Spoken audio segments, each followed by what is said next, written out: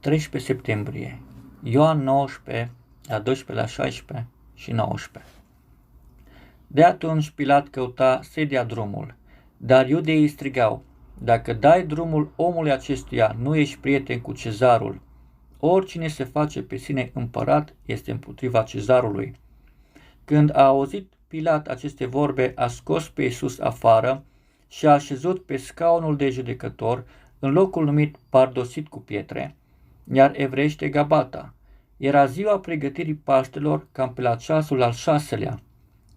Pilat a zis iudeilor: iată împăratul vostru.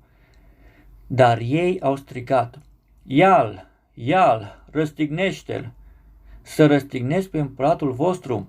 Le-a zis Pilat. Preoții cei mai de seamă au răspuns: noi n-avem alt împărat decât pe cezarul. Atunci l-a dat în mâinile lor ca să fie răstignit. Au luat deci pe Iisus și l-au dus să-l răstignească. Pilat a scris o însemnare pe care a pus-o deasupra crucii și era scris: Iisus din Nazaret, împăratul iudeilor. Să-l răstignesc pe împăratul vostru? Lui Pilat i-a fost frică să-l predea pe Iisus iudeilor. Conștiința lui îl mustra și el a înțeles încetul cu încetul că în fața lui nu stătea unul pe care îl putea măsura cu măsură omenească și îl putea încadra în categorii omenești. Pilat a vrut să le elibereze, dar iudeii l-au adus în conflict cu împăratul strigând: dacă dai drumul omului acestuia, nu ești prieten cu cezarul. Oricine se face pe sine împărat este împotriva cezarului. Acum Pilat a fost silit să se decidă și totuși poate a fost o încercare slabă de a se eschiva de această mare răspundere, numindu-l pe Iisus cu cuvintele: iată împăratul vostru. Dar iudeii au insistat: răstignește-l. Pilat răspunde: să răstignesc pe împăratul vostru? Dar mai mari preoți au zis: noi nu avem alt împărat decât pe cezarul.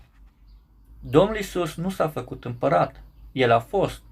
Da, el este Domnul domnilor și regele regilor.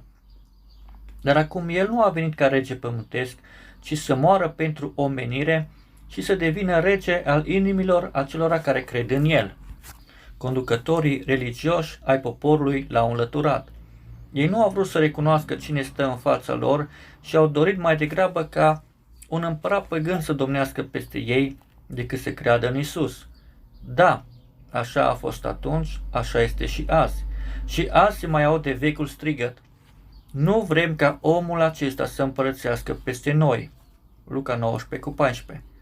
Oamenii vor, cu toată dorința după libertate, mai degrabă ca Satana să domnească asupra lor, chiar dacă îi va distruge, decât să se supună domniei lui Isus, care și-a dat viața pentru salvarea noastră.